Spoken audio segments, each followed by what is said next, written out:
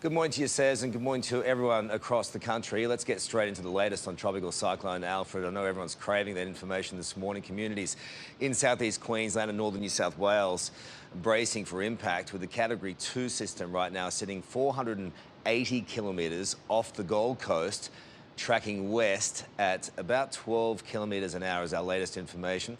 As you've seen, residents are facing lengthy queues and sandbag shortages as they prepare to be lashed by wild weather. Major events have been postponed in anticipation. The NRL game in Brisbane moved to Sydney, while the AFL season opener has been pushed back. Schools remain open for now, but many childcare centres and universities have been closed. Airports also still operating at this stage, travellers being offered free cancellations or credits on some airlines. Let me tell you, it was pretty rough flying into the Goldie last night. Landfall, of course, is expected late tomorrow, early Friday. As the real concern here is, though, if that coincides with high tide, because of the risk of storm surge. For the first time here at Golden Beach, it effectively won't be protected by a sandbar at Bribie Island, leaving it absolutely exposed to the elements, which means residents in low-lying areas, they are really fearing the worst of inundation. I've seen many people at supermarkets over recent days going in. I even went to a number of them last night, and still empty shelves everywhere you can see. Kendall Gilding is at a sandbagging station in Brizzy. Kendall, people have been lining up all night.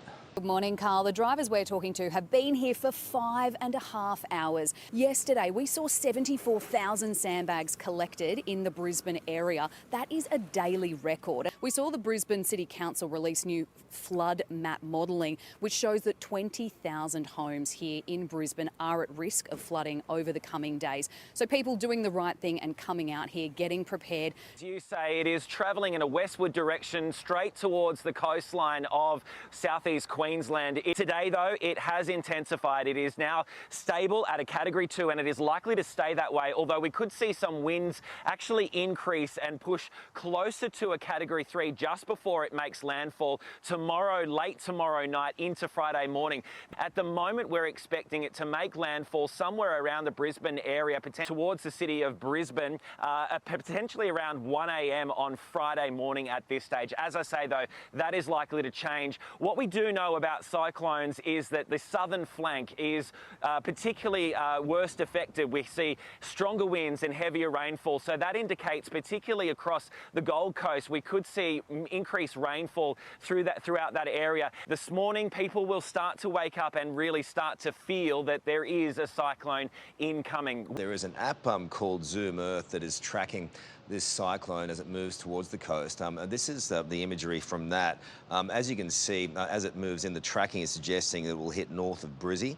And so that will be the direct impact. The bulk of the impact will be there. However, the southern part of that, you can see the winds whipping around the Gold Coast and even further south down to Lismore. So that southern part of the cyclone, where we are now, looks likely to receive the most amount of precipitation, which will cause all sorts of effects.